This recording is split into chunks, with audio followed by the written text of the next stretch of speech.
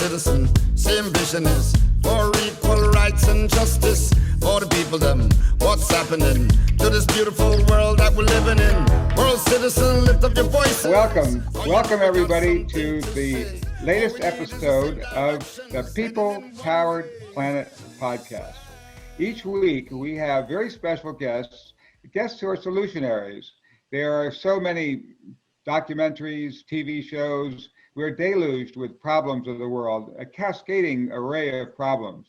What we focus on here is solutions and solutionaries. So thank you for joining us. And each Wednesday at 10 a.m. Pacific time.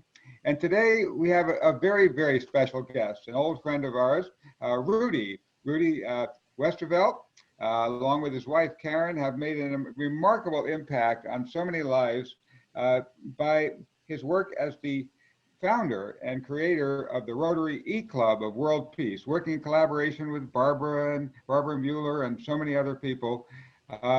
They have brought together some of the, and here comes Barbara joining us right now. Barbara Mueller is the president of the Rotary E Club of World Peace. And together with Rudy, they got this fabulous peace conferences going that have done something very special. What Rudy is he's a connector. He brings people together. He brings together amazing people, and out of that mix of amazing people who come together, wonderful things are born. Rudy has had a long history with Rotary, but also as a businessman. He was an executive in Kroger. He had his bachelor's degree from Cornell University and has numerous scientific publications. That was something I hadn't known about him. Did you focus on and write some things in the area of science? I got quite a few publications on ultrasound, even on polo ponies and a variety of other publications out there. You went on from your career in business to working in Rotary for peace. First of all, let's start with a little bit about Rotary. What led you as a person to be concerned about peace, and why Rotary? I guess back from early time in childhood, I understood what bullying was and what it was like. I'm sure having been bullied in elementary school and a high school student breaking out my front teeth on a school bus ride, I guess kind of affected me over the years. But I understand and have empathy for those who are bullied. And so even as I went to Cornell, I think I mentioned, Arthur, that in 1968, I was a freshman at Cornell when the blacks took over Wilder Strait Hall. And at that time, I had no clue what was going on racial injustice in the United States of America and that history. But I learned quickly and developed a respect and opened my mind. I've always been looking for learning and looking at problems as possibilities and able for us to create change in these areas. And I think I mentioned that also in my career in business. I looked at those folks and my employees were my associates, and their families were my families. And so their kids, the importance of their kids in education and health was important to me to make sure that was happening with my associates in working in inner city schools, volunteering and mentoring students, opened my eyes to that. And as I mentioned, I unfortunately had an incident with suicide. I had a supervisor working for me that had some mental issues and was going through some troubles, and I got him some counseling help, but it wasn't soon enough, and he took his own life. And I still carry that with me today. It chokes me up even thinking about it, that maybe I could have done more, and maybe I could have done something sooner, would have changed his life. But then also now, since we got involved with Rotary and working with our youth in our youth camps, we take a look at what's going on in their lives today. And our children are going through much more challenging issues in their home life than we ever had growing up back in the 50s and 60s. Our children today are in single parent families. They're being bullied. They know what child abuse and domestic violence is going on in their homes. They're bullied even at a higher rate because of technology today and smartphones and apps that kids can put information about each other out there and cause them to do self-harm. And I've listened to children explain to me that some seventh grade student took her own life because she'd been cyberbullied and hung herself. And this is right here in our district. And that tears me up to see this. And when a seventh grade student relates to me that what they would like to have helped in their home life would be for his mother's boyfriend to quit beating her. And they're just horrific things going through today out there that we can, as Rotarians, can make a difference. And that's really why Karyn and I got into Rotary, and I think we can make positive effects in this. Yeah, it's so interesting to me, the kind of person and caliber of person you are, because some people, when they're bullied, they bully others. You know, they respond by thrashing out in anger, and you responded by developing compassion for others and reaching out and helping others. And I think that's something about the strength in you that led you to do that. How did that desire to and compassion for helping others and making sure others didn't have to go through the kind of bullying pain that you went through, how did that draw you into Rotary, and why Rotary? Well, Rotary, as you know, started back in 1905 in Chicago, and has always been working on peace, even from the original way of bringing people together, professionals, and developing relationships that could improve a community and work together to make a positive change. And now that's continued to grow. And I think, as we've seen out there with Rotary, I realized that in 1945, there were 45 or 50 Rotarians got together in San Francisco and helped write the charter for the UN. And we still have a relationship, a very close relationship, and representatives at the UN from Rotary International. And then locally here, once we got into our local Rotary Club up here, it happens to be in Lake Arrowhead, Southern California, we were able to work with not only youth at the schools, in particular for 10 years, Karyn and I have put on career classes for continuation school students, high school students that if they don't get helped and understand that they're important, that they have important skills, that they're good people, they're going to end up in the system or in jail. And so we help those students. It's a 10-year program that we've been doing personally up here in the mountains in this community, and that continues. But then that's expanded, and both of us have been club presidents. And I had an opportunity and was selected to be a Rotary District Governor for the Southern California Inland Empire out here, which was two of the largest counties in the state of California in the country that my district represented, and really decided that we wanted to show what the possibilities were, what peace really looked like, and what are the aspects out there that each of us could get involved with and take a look at that. Well, you know, Paul Harris, the founder of Rotary, said, must the best genius of men be devoted to the science of war and none to the science of averting it? That was a really good question that Paul Harris asked back in 1940. And it seems to me that's one of the key things you're asking as we create this club. How can we create, you know, a science? How can we make peacemaking and peace building something that we develop with the same vigor that we use to send a person to the moon and to make these great breakthroughs in physics? How can we make those breakthroughs in a humanitarian level? That's correct. And so in 2016, as you know, I had the opportunity to be a convener for Rotary World Peace Conference 2016. That became one of the presidential peace conferences that year for Rotary International. And with the help of, you know, Barbara's on the call here, but additionally our 6 Southern California Rotary districts came together in support of what we were doing. And we brought together in those 2 days 150 experts with solutions, not just talking heads, but solutions to major issues in our personal lives and homes and schools and businesses and communities, internationally, film, TV, media, as you've been involved with our conferences, and religions. And what can we do with solutions that could follow up and make a change? And I think one of the big impacts we had right away was on human trafficking.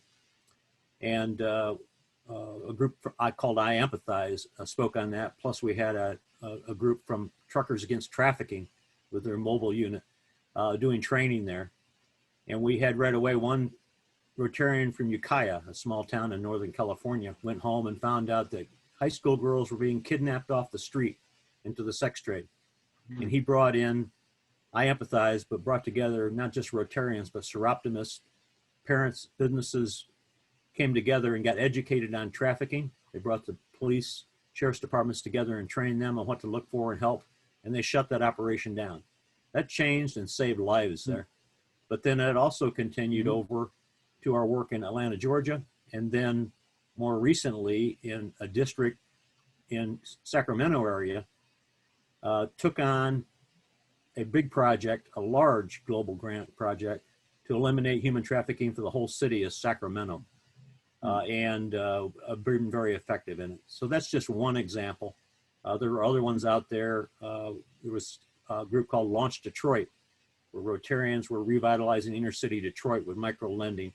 And that Launch Detroit revitalized not just Detroit, but they took to Atlanta and up in North Carolina. And so those are blueprints that were there for people to take back to their local communities and cities and put them in place to change and save lives.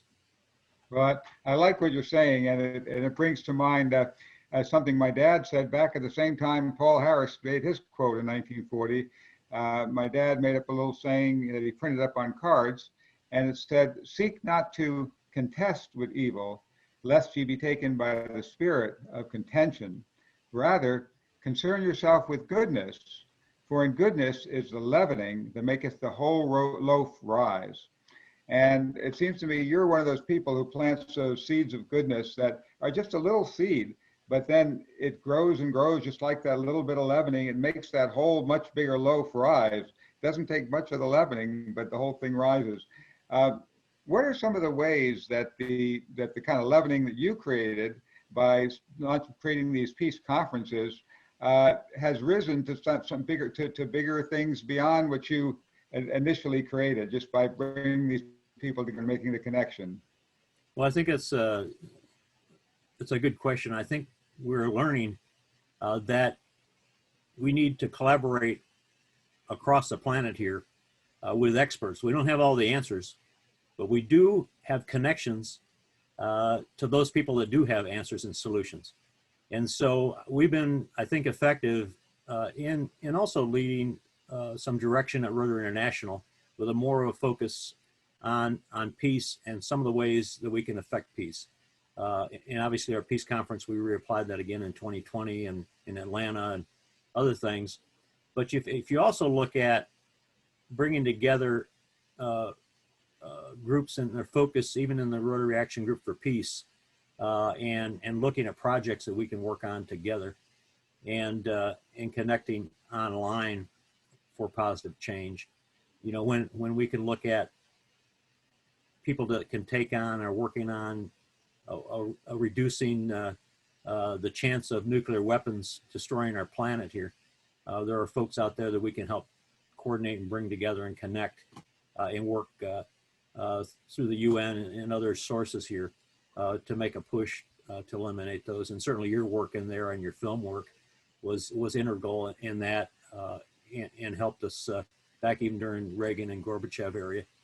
But then, and then also, I think in Rotary we have an opportunity. Like right now, our club is connecting with our Rotary Club in Russia to have a partnership in Russia with a better understanding between our two countries.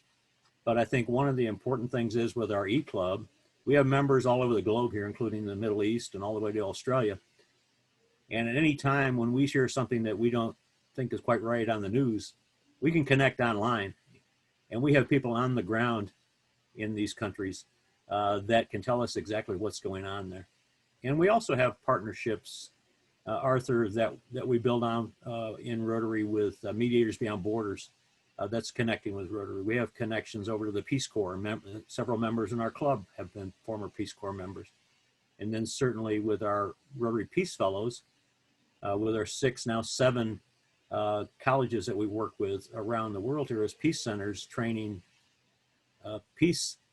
new peace builders out there, with 12 or 1,300 peace builders that are out there working through Rotary on the ground around the world.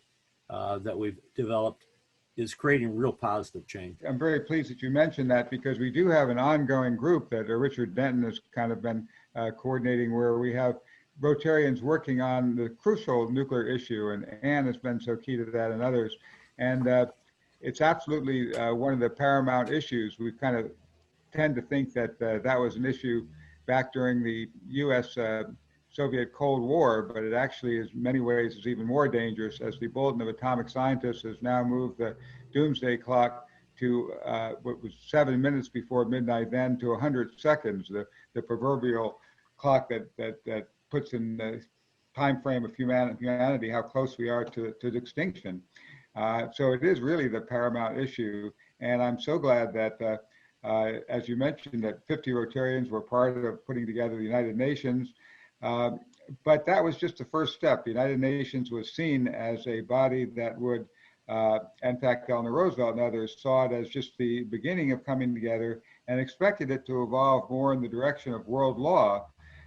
What do you think about the prospects for in the future developing, and what do you see about the importance of evolving world law to prevent nuclear war and climate disaster and the very extinction of life on Earth? I think it's going to take our citizens, global citizens, and Rotarians can help lead that initiative, because we're basically in every country and territory on the planet here. But one of the challenges is the structure of the United Nations, particularly with the Security Council, and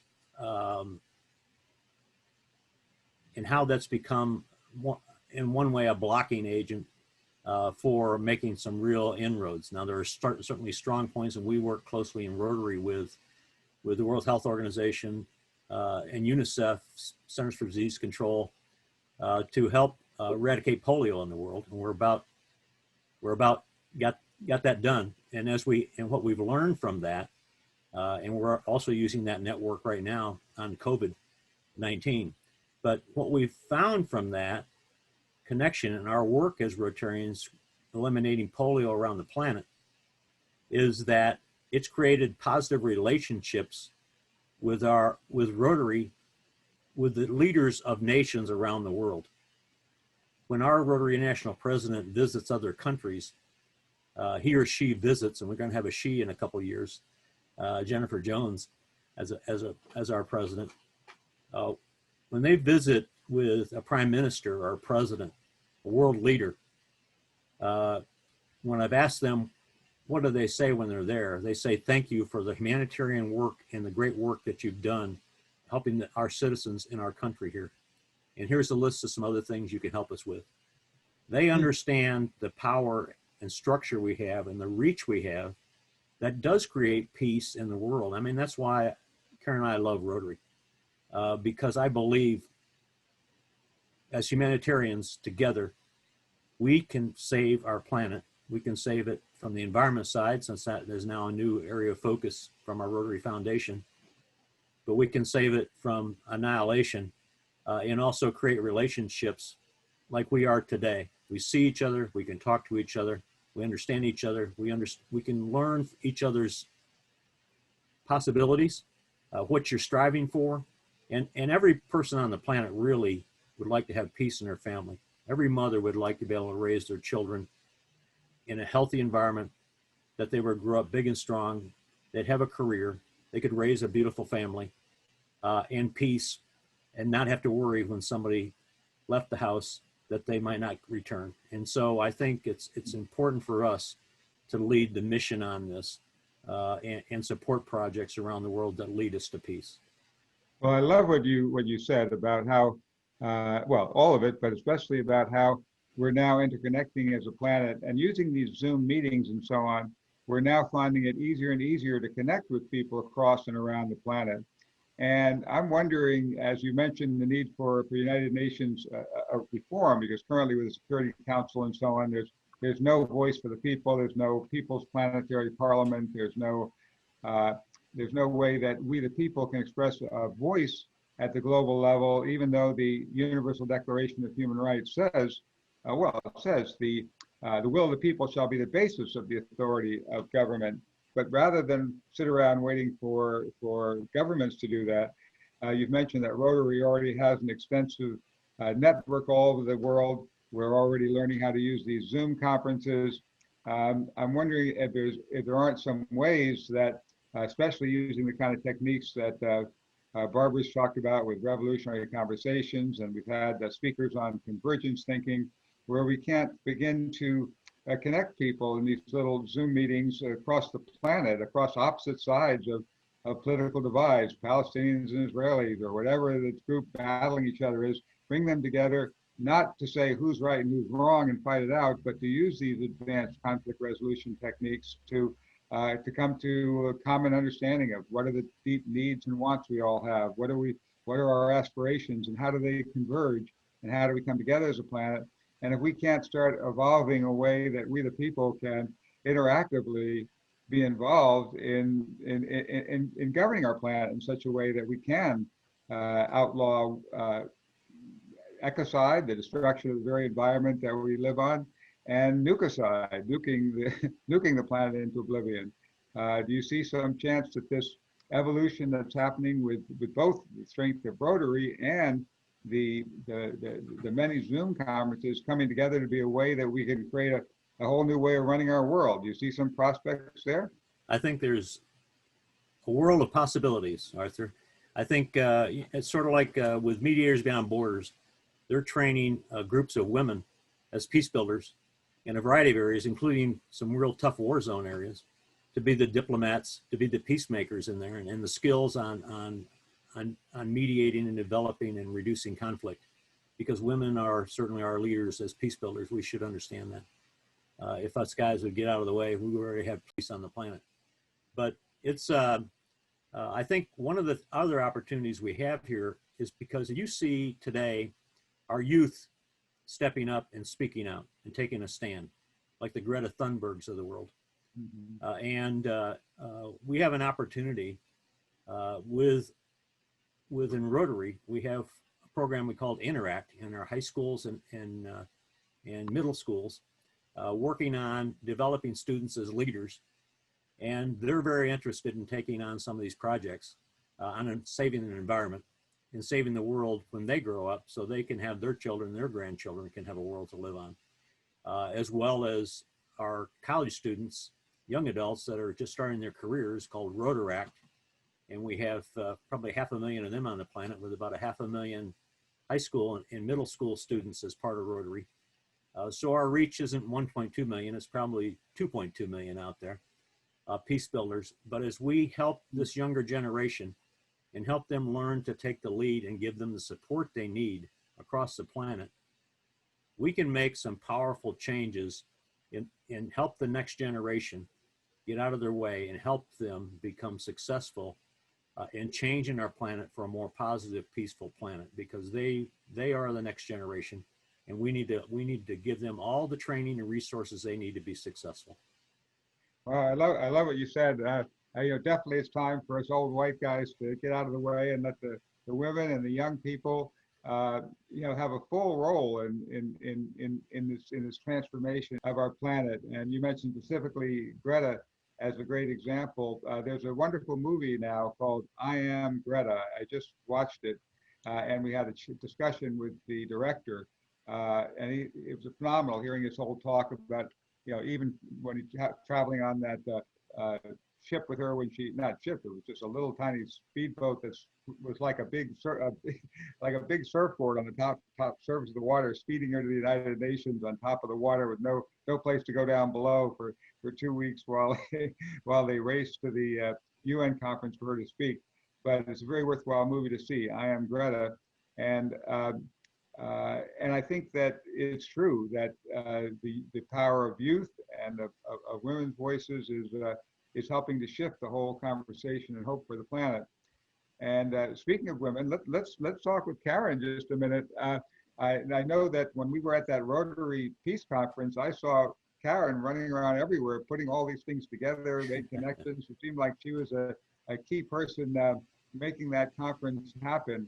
Tell us, Karyn, a little bit more about your work with Rudy to help create a peaceful world. I support him. That's my biggest asset, I'd say. I help find people to speak at our conferences. I helped, as I do with the E-Club. For example, our speaker last week was Ava Haller, and she was one of the people that I encouraged Rudy to have as a speaker, and she was fabulous. And what happened with that meeting in particular was it became a discussion, and our meetings are never somebody lecturing to us. They're always facilitated meetings, and that's something that I learned from him and I help with. And you put out the newsletter for the Rotary E Club of World Peace as well. That is my joy. I love doing the newsletter for the E-Club. And if anybody would like to be on our mailing list, just let us know. A picture's worth 1,000 words. So I have a lot of different pictures of things that are happening around the world that relate to peace, particularly that our members are doing. And I just love doing that, and it's keeping people informed about what's going on. Thank you for that important role, Karyn. We certainly do appreciate you, and I will be getting you something additional for your newsletter. So going back to Rudy, who were some of the guests that we've had that really opened your eyes and made you see some things differently? Were there some particular guests that come to mind that people can watch all the previous guests online, right? So who are some of the ones we should look for that had really special talks that you found resonated with you? Well, you're putting me on the spot here. Because we have some amazing speakers. I think recently when we had Mike Russell from Texas, who was a Rotarian down there, spoke to us about racism, and he's a Rotarian. He's a CPA. He's an African American, and he spoke to us about how he'd been treated. And he actually first spoke to his own club, Rotary Club, because they didn't know, and it changed their view of Black Lives Matter and about what's happening on racism in the United States and systemic racism. And when he was able to tell his peers in his club about being pulled over, stopped by the police over 20 times, sometimes in front of his own home, with something that was like something made up, that was his light was too dim over his license plate, or something else was a way to stop him. He shared that with us, and it's to show us today that we still have plenty of work to do in the United States of America. And when he related that his young son in elementary school would raise his hand, and the teacher would never call on him, and basically told him he didn't know the answer, he was stupid, and he had to go to the superintendent of schools to get his son moved to another class because the white teacher wouldn't call on his son and didn't treat him properly. And this is 2020. Yeah. Shame on us. We have work to do. But I also think another person, and she's now a member of our club, Lisa Broderick, who's worked with Police to Peace, changing attitudes and changing attitudes of police to be actually peace officers, creating peace, and how they connect better with the citizenry that they represent, so that they're looked on, not to be scared of, but they're looked on as part of the community, and community members together can work together to create a more positive, peaceful community. And that's been reapplied. We look up David Wick and Irene started the Culture for Peace Commission up in Ashland, and you got a City of Peace up there now, and they brought in Lisa to work with the police department, who's embraced this up there. And they've embraced it right here in Southern California, in Redlands, California. In our club, I think we brought these peacemakers that spoke at the peace conferences. That's who started our club, our E Club of World Peace. Those are the folks that came in. They were already working on peace. They were peace builders. And so Brian Berman and his wife, Lisa, who have the City of Peace in Ojai, can share with us on these possibilities. And I think one of the other ones is if you look at our speakers from the Institute for Economics and Peace, who have developed the positive pillars of peace, and what we can actually do that are working to change based on some basic theories, can change and create peace in our cities, from economic empowerment to education, people able to earn a living and revitalize cities so they're safe, peaceful places to live that are economically viable. Businesses can come back and start again. Families can take their children to the park and be safe. And we can work together with our communities based on those basic rights and basic appreciation for humans, similar to Maslow's hierarchy of needs. And Rotary has that same hierarchy that it matches up with, as does the UN with the humanitarian rights. And so this is, you got Human Rights Day coming up soon. And if you look at, I think it's on the 10th, but if you look at those things, we are all interconnected. Rotary's principles, the principles at the UN, Maslow's hierarchy of thinking, and Institute for Economics and Peace, positive pillars of peace, and the training that's happening out there. We have those things, to me, are powerful, and we need to roll up our sleeves. And now is the time to make a positive change in our cities, in our homes, and it's up to us, Rotarians and citizens of the world, to say enough is enough. We're going to have a peaceful planet, and it's going to happen now. Wow. Well, that's a great time to check now if we have any questions, because I love that. That's a resounding statement from you that I really resonated with. Any questions for Rudy? Yes, we do have a question. And Rudy, and Karyn, I just want to say thank you so much for your hard work. I mean, you have put together so much and done so much, and you have affected so many people in a positive way. So your work is critical, and thank you so much for doing that. And we really are lucky that you're in the world. So yes, we do have a question. Michael Walsh, we'll go ahead with your question. Hello, everybody. I'm really glad to be here. My name is Michael, and I've been working in the global citizenship space for about 10 years. I worked for a while with globalcitizen.org in New York City and attended 2 of their Global Citizen Festivals in Central Park in 2013 and 2015. And so my question for Rudy is, has he had a chance to connect with globalcitizen.org? They've got a lot of amazing programs happening. And then I'd be glad to talk about our project, globalcitizen.one. I have not. Thank you for that question, but I would love to make that connection, certainly. So if you could connect with me, that'd be great. I think it's important that the work that you're doing and looking at this as us as global citizens is extremely important. So I would appreciate connecting with you, Michael. Yeah, it's just such a fabulous philosophy, the global citizenship philosophy, which has a strong presence in academia, very powerful tool for corporate social responsibility. Hewlett-Packard has been using it for, I think, 30 years. It's so powerful in the UK and Australia, where the founder of globalcitizen.org is Hugh Evans from Melbourne, Australia. And he's a dynamo. What they have done as a nonprofit is extraordinary, raising, I think, close to $50 billion over the last 8 or 9 years for extreme poverty projects all over the world, working and partnering with other large nonprofits like Oxfam and others.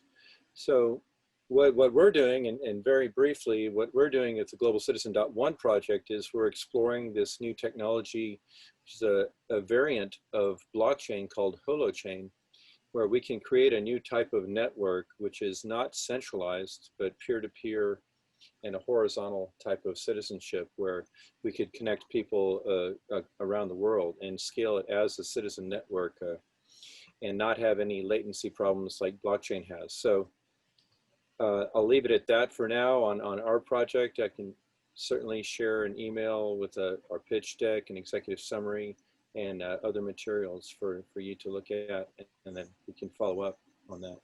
Thank you.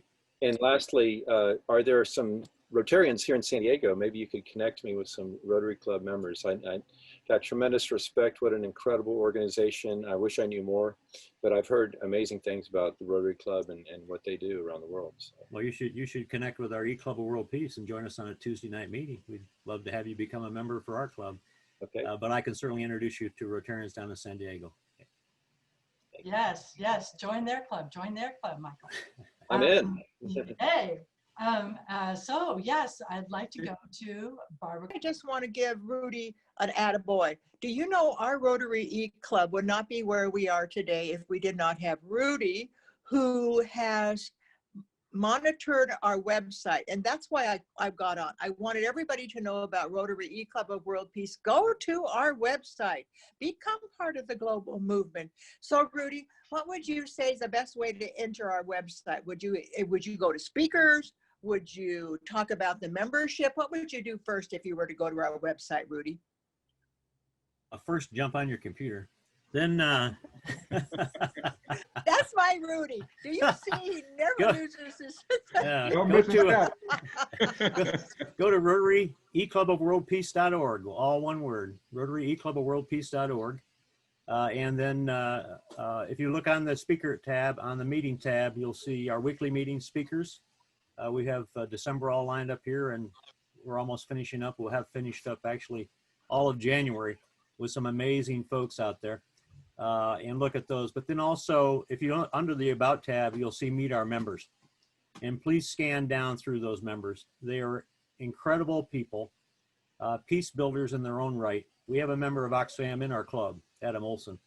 And so we're covered in a variety of areas here, including members that have been in the Peace Corps. Peace Corps is a partner with Rotary. So go take a look at that, and then you'll see a place to drop me an email so you can join us on our weekly meeting. We meet Tuesday evenings at 6:30 p.m. Pacific time online, and I will connect you with the Zoom link to join us there, because it is important that we continue to share these messages and work together. I just wanted to thank Rudy again. The club has got another distinction. We're the fastest growing club because we're all active peacemakers. And that means that each of us have nonprofit work that we're working on, or corporate work that's working for peace.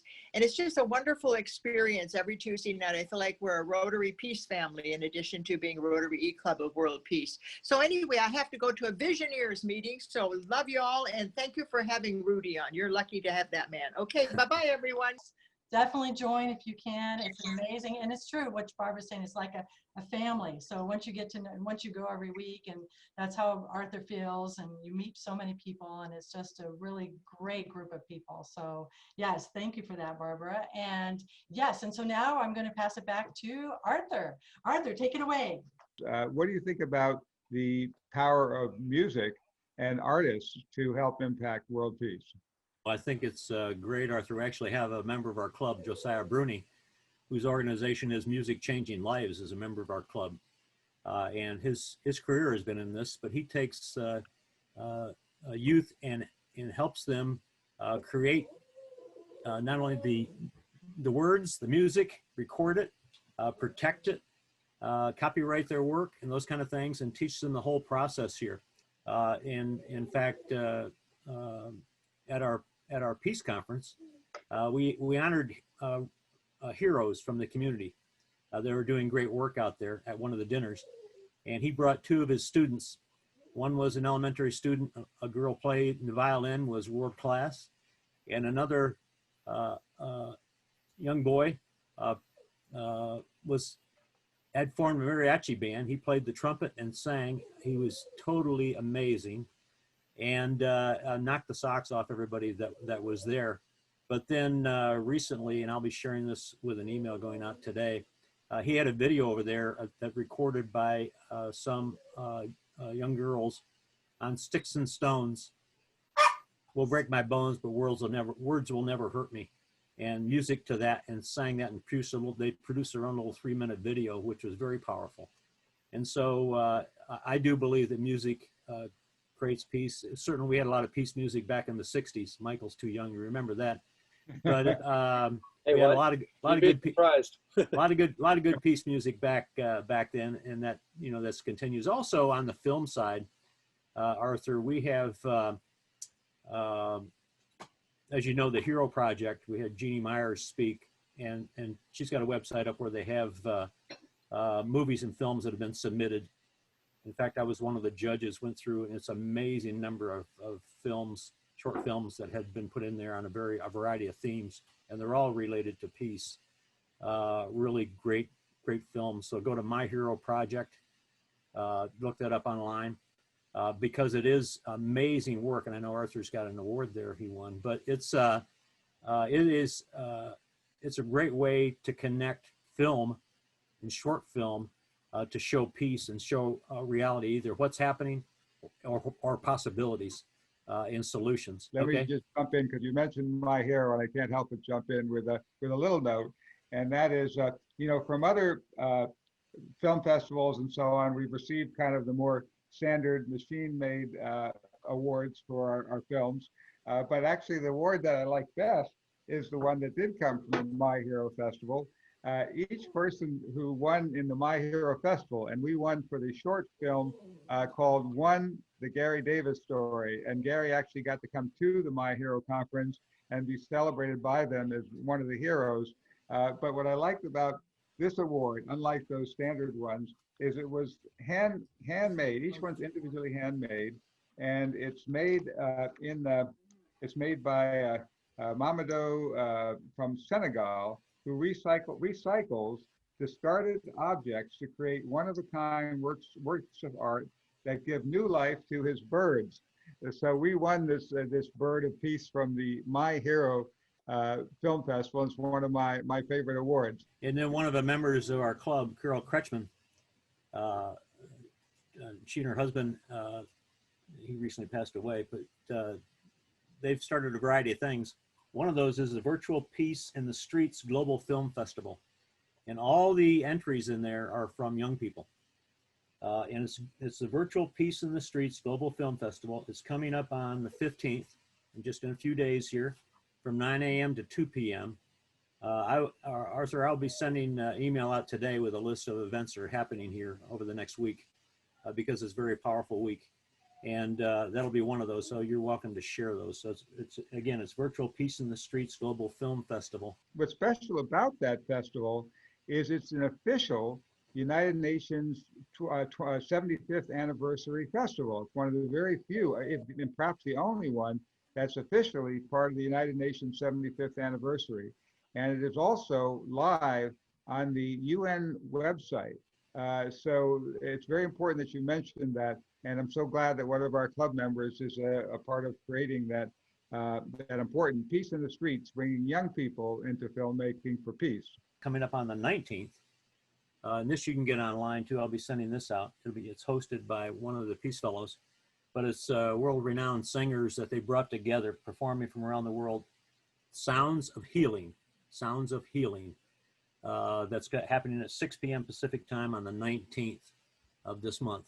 And so I don't have all the things right here to tell you about it, but I'll be sending, Arthur will be receiving an email today with those items on there. And so that work is extremely important out there, and certainly film, music, us being able to connect using a variety of tools out there and sources for us to be able to connect at different levels. Some people connect better through music, some through visual films, some talk straight face-to-face, some feel larger groups, but together here, this energy that we can create together, this positive peace energy, just how it makes you feel.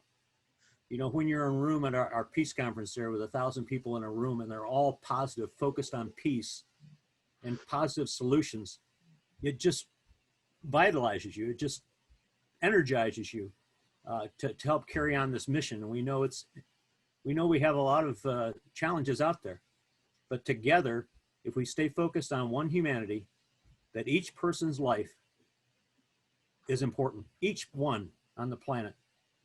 When one of those lights go out, our life dims. And we need to understand that each child is our child. Each senior citizen is our senior citizen. Each school child is ours. Each person in pain, a mother today who's seen her son being abused by a parent, by a father, that's our child being abused. A victim of spousal abuse, we need to internalize that pain and empathize with that pain so that we can help find the solutions that will positively impact that and make a true difference on our planet. And what role does our one additional Rotary filmmaker have in making that kind of key connection? The one that you often call the future French president. He calls himself the French bulldog. Emmanuel Etier is a documentarian and has several documentaries out there. I think the last one is well, it's We the People, I think. And We the People, Guns, Bombs, and Guns, Guns, Bombs, Guns and Bombs, a love story. yeah, a love story. It's he's got several out there, and We the People, and so there's got several out there that he's working on, and it is certainly a true humanitarian and focused on peace, and also connecting with women peace builders and the feminine side of peace with some of his. In fact, one of his films is Femme, and he's worked with Sharon Stone is helping him with those backer on some of these films that he's produced. So it's we have a lot of connections out there. There's also one of our other members has produced a film similar to Free Trip to Egypt, which was taking victims of abuse and others over to a Middle East to stay with families and learn what they're going through and some positives that they can bring back with them to create positive change in their life. And some of those were parents that lost children in school shootings and other victims out there. And so, you know, we have a lot of work to do, and we've got Rotarians in our clubs that are fortunately taking a lead, a positive lead in using film in a good way to create peace. Not using it in a way that shows off the bad things about war and crime and violence that we see too much of on our TVs and in the films. And those folks like Arthur that are using this in a positive way to make a positive change, to show us that there is possibilities, is important. We need more good news channels, and our club can be a leader in that. I agree with that, and beautifully said what you said before, feeling the pain of others, and we're all in this together. And so I loved how you said that, Rudy. And real quick, we're almost done, but I want to jump in. I have a question from Mike Caruso. Mike, can you go right ahead? Well, it's not so much a question, it's maybe an observation. I look at the screen and I see Michael's shirt, Global Citizen, and Arthur's shirt, World Citizen, and the talk today is from the Rotary E Club of World Peace, and kind of sensing a theme in there somewhere. But I first met Rudy and Karyn, I think it was 2014 or 2015, when he was preparing for the Presidential Peace Conference in Ontario, California. And I just want to say thank you so much. I am in awe of both of these people and all the work they've done over the years and all of the different areas and aspects of peace which they've been diving into for all these years. And I just want to say thank you for all that you've done and continue to do, and that great E-Club that you started and continues to grow. Yeah, thank you, Mike. It's a labor of love, as you know, when you're in this business, and you've been part of that, a great part of that, developing the Peace Builder Club program, and our club is a Peace Builder Club. And we want to help you promote that across our district. I know you've been very effective in your district up there and globally, and we'd love to add more clubs to that club, Peace Builder Club, I guess. And so you're lifting that up, and together we'll learn from you. We'll learn from those clubs in your district and around the world that are doing great things to help create peace. And we want to promote those.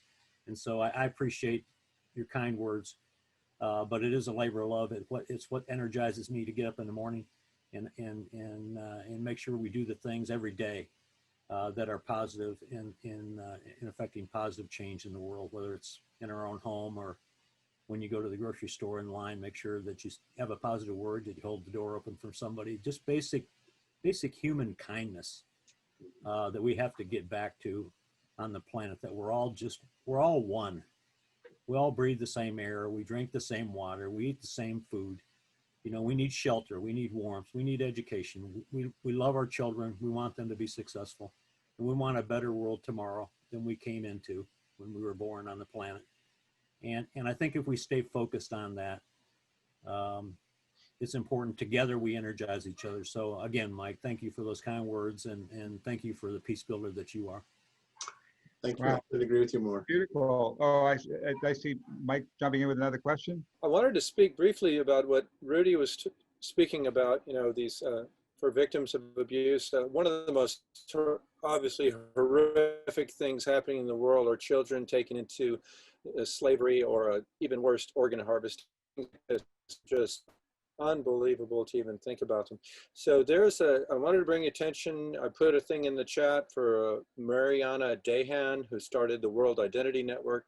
Everybody should know about this here. And it's very much in line with what our design and our focus for creating Global Citizen.1 is, that every citizen on the planet has an identity online, which regardless if you're a refugee, you know, so many of them have lost everything and they don't have any identity documents whatsoever. So that's what Mariana Dahan has created with the World Identity Network, win.systems. And I'm still learning about the project, lots to learn, I'm sure. But I know that it started in 2017 with the, excuse me, with the help of Richard Branson. On Necker Island, they had a group of 30 or 40 experts from around the world. They wanted to build it on blockchain, which is close to what we're building on. And the goal is to get online identity, because the traffickers create false identities for them with their trickery, and that's how they spirit them across borders and take them into slave trade. So her project is amazing. It's truly what is so needed, and we're very much in line with what they're doing. But that's definitely something we want to connect with. And if you'll watch on the same podcast page, the 2 podcasts with David Gallup of the World Service Authority that issues the world passports and so on, I'd love to connect him with what you're talking about. Maybe the 2 together can make it, because they've been issuing world documents over 4 million since 1952 that have changed lives and saved so many lives of stateless refugees. And to connect that with the kind of beyond blockchain interconnection you're talking about is a very exciting option. So let's talk about that maybe after the Zoom call ends. Maybe you can hang on and we can chat a little more. I'm also glad that Mike Caruso mentioned the t-shirts. This is, if you can see, it says World Citizen, the world is my country, and they make great Christmas presents. If you go to the worldismycountry.com and click on the store, you can click on our t-shirts, and I'm not sure, I think they can be shipped in time if you go ahead and order that now for a Christmas present. And then also, I think we're near the end of the hour, unless there's anybody else with a burning question. Did I see Karyn wanting to jump in? One of my favorite speakers was Azim Kamisa, and he spoke on forgiveness. And the other thing was how something I remembered that I hadn't thought about for years and years and years. When I was first teaching, and I was teaching preschool, a little Black girl came and sat on my lap, and she talked to me, and she said, when I grow up, I want to be white, so I'll be beautiful like my mother. And she was of a mixed marriage. And it just broke my heart. And that's still, when you think about a 3, 4, 5-year-old child saying that, you know how early we have to get started educating our kids. Yep. We've got to learn to be proud of who we are, every place, every way, and that's a And great. everyone, every color, every religion, every. The one humanity. We're not an American. We're a humanitarian. Beautiful. I love that, Karyn. That's a great way to end our podcast. And thank you so much, everyone, for joining our podcast. We'd love to have members. It's free for the first 2 months, and your donation does help us carry on having more of these podcasts, but even more, getting our film out widely to the world. A number of you have mentioned our movie, The World Is My Country. We're so glad it will be on public broadcasting stations across the country this April. We are continuing to look for more sponsors, particularly with some of the Rotary connections. Maybe Rudy and others can advise us on who we can talk to of Rotarians who would either put their business name, their organization, their club, Rotary E Club or their Rotary Club in as sponsors and make a donation that will help pay for the costs surrounding this public broadcasting showing, so that we will actually be able to get many, many more stations and get word out widely about it. Join us as we continue to build the people-powered planet. World citizen, lift up your voices. Oh, you know we got something to say. All we need is the same directions, heading in one way.